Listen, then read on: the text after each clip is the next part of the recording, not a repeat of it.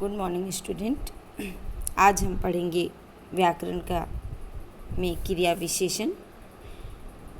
क्रिया विशेषण से आप समझते ही हैं कि क्रिया विशेषण यानी एडवर्ब।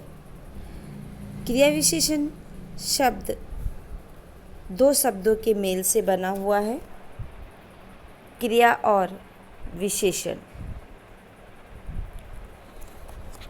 क्रिया आप जानते हैं किसे कहते हैं। क्रिया किसी भी कार्य के होने को क्रिया कहते हैं, और विशेषण यानी जो विशेषता बताए। तो यहाँ क्रिया विशेषण का अर्थ क्या हो गया?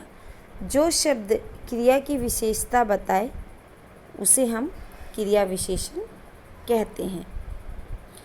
अब देखिए यहाँ पे कुछ उदाहरण दिया हुआ है, उस उदाहरण को आप देख लीजिए।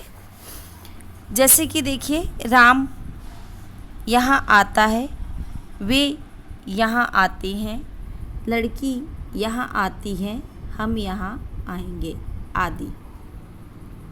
अब देखिए, क्रिया विशेषण शब्द क्रिया की 4 प्रकार की विशेषताओं का बोध कराता है। कितने प्रकार के? 4 प्रकार के। अब देखिए, पहला है क्रिया कहाँ हो रही है। जैसे वह बाहर खेल रहा है, तो यहाँ कहाँ खेल रहा है? बाहर। तो बाहर शब्द से ये पता चलता है कि क्रिया कहाँ हो रहा है। अब दूसरा शब्द देखिए, वाक्य देखिए, क्रिया कब हो रही है। जैसे वह सुबह आएगा। कब आएगा? सुबह। सुबह शब्द से क्या पता चल रहा है कि क्रिया कब होगी। अब तीसरा वाक्य देखिए, क्रिया किस मात्रा में हो रही है। जैसे वह कम खाता है।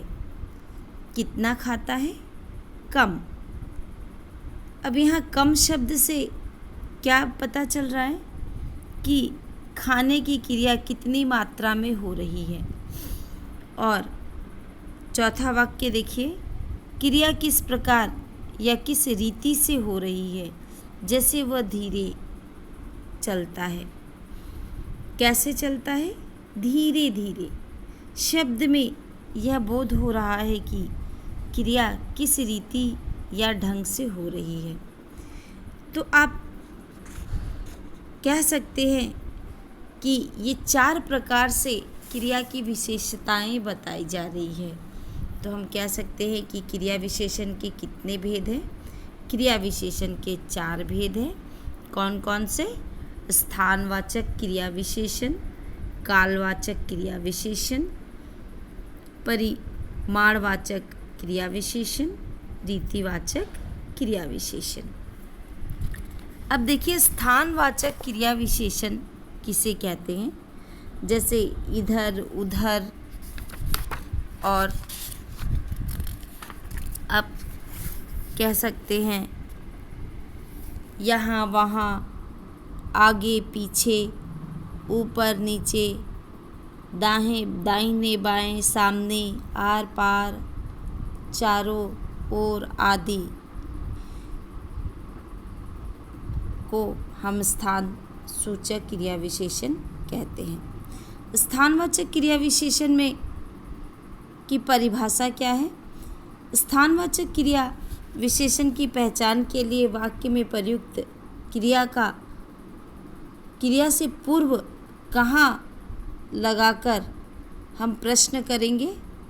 यदि हमें उस प्रश्न का उत्तर मिल जाता है तो वो स्थानवाचक क्रिया विशेषण है।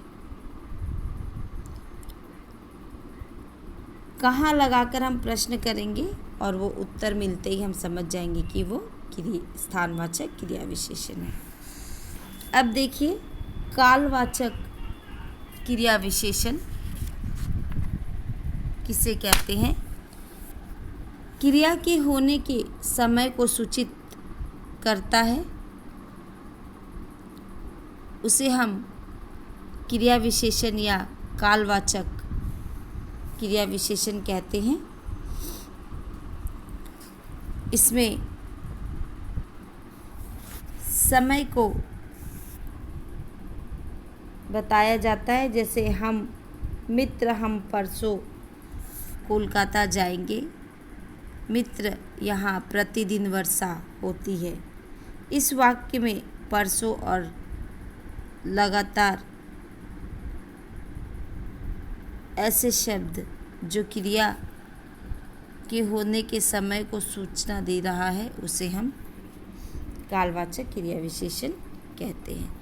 कालवाचक क्रिया विशेषण को हम पहचानेंगे कैसे?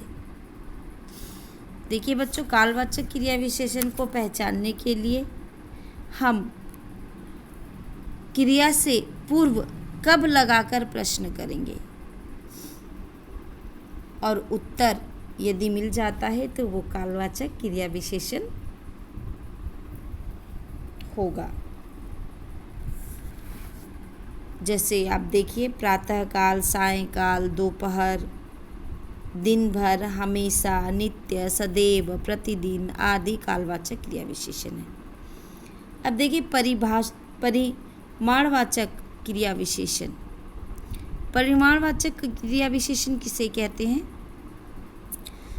जब क्रिया विशेषण शब्दों से क्रिया के परिमाण का या मात्रा का संबंध हो तो उसे हम परिमाणवाचक क्रिया विशेषण कहते हैं।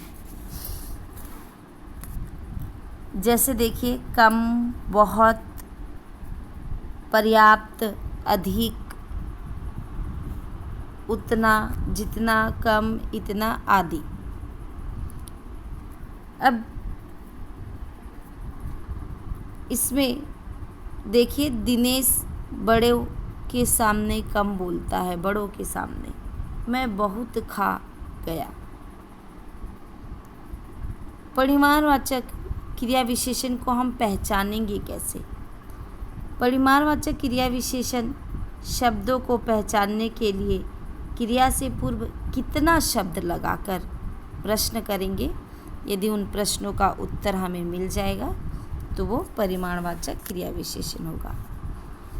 और चौथा है रीतिवाचक क्रिया विशेषण। रीतिवाचक क्रिया विशेषण, जो क्रिया विशेषण शब्द क्रिया के घटित होने पर विधि, रीति, ढंग से संबंधित हो। यानी क्रिया को किस ढंग से किया गया, किस रीति से किया गया, किस विधि से किया गया, इसका बोध कराए तो वो हो जाएगा रीतिवाचक क्रिया विशेषण। अब यहाँ पे आप कुछ उदाहरण देख लीजिए। बच्चे ध्यानपूर्वक अध्यापक की बात सुन रहे हैं। चोर पुलिस अधिकारी के सामने चुपचाप बैठा है। इस वाक्य में प्रयुक्त ध्यानपूर्वक, चुपचाप शब्द क्या है? क्रिया विशेषण। रीतिवाचक क्रिया विशेषण को हम कैसे पहचानेंगे? क्रिया से पूर्व हम कैसे, किस तरह, किस प्रकार आदि शब्दों से हम प्रश्न करेंगे और इन प्रश्नों का उत्तर मिलते ही हमें पता चल जाएगा कि ये रीतिवाचक क्रिया विशेषण है। विशेष बात देखिए जो आपको इस पाठ में देखना है। विशेष, हिंदी में कुछ शब्द का प्रयोग विशेषण तथा क्रिया विशेषण दोनों रूप में किया जाता है। इसके पहले प्रयोग को देखकर ही यह निश्चित हो पाता है कि विशेषण के रूप में प्रयुक्त हुआ है अथवा क्रिया विशेषण के रूप में। अब देखिए, कुछ ऐसे शब्द हैं जो क्रिया और विशेषण दोनों के लिए प्रयुक्त होता है। अब यहाँ शब्द है थोड़ा। चाय में थोड़ा दूध डालो। अब ये क्या हो गया? यहाँ थोड़ा दूध, ये हो गया आपका विशेषण के रूप में। आजकल वह थोड़ा सोता है, क्रिया विशेषण के रूप में है। तो इसमें अंतर क्या पता चला, आप बता सकते हैं? आप देखिए, विशेषण हमेशा संज्ञा के पहले लगता है। अब देखिए यहाँ थोड़ा दूध के पहले आया है। दूध क्या है? संज्ञा है। तो विशेषण जो संज्ञा और सर्वनाम की विशेषता बताए उसे हम विशेषण कहते हैं। तो देखिए दूध क्या है? संज्ञा। तो यदि संज्ञा के पहले विशेषण आता है, शब्द आता है, संज्ञा के पहले शब्द आता है तो वो विशेषण हो जाएगा। और दूसरे में देखिए, आजकल वह थोड़ा सोता है। यहाँ सोना शब्द क्या है? सोना से सोता हो गया है। आजकल वह थोड़ा सोता है। सोता शब्द क्या है? क्रिया है। तो क्रिया विशेषण, जो क्रिया की विशेषता बताए उसे क्रिया विशेषण कहते हैं। तो याद रखिएगा बच्चों, जहाँ क्रिया के पहले अगर विशेषण आ जाए तो वो क्रिया विशेषण हो जाएगा, और संज्ञा के पहले विशेषण आ जाए तो वो विशेषण होगा। ठीक है। जैसे एक उदाहरण और देख लीजिए, उसके पास अधिक धन नहीं है। अधिक बोलना ठीक नहीं होता। तो अब देखिए यहाँ आप देखिए अधिक विशेषण है, पर ये अधिक जब धन के आगे आया तो ये विशेषण हो गया। क्यों? क्योंकि धन संज्ञा है और बोलना क्या है?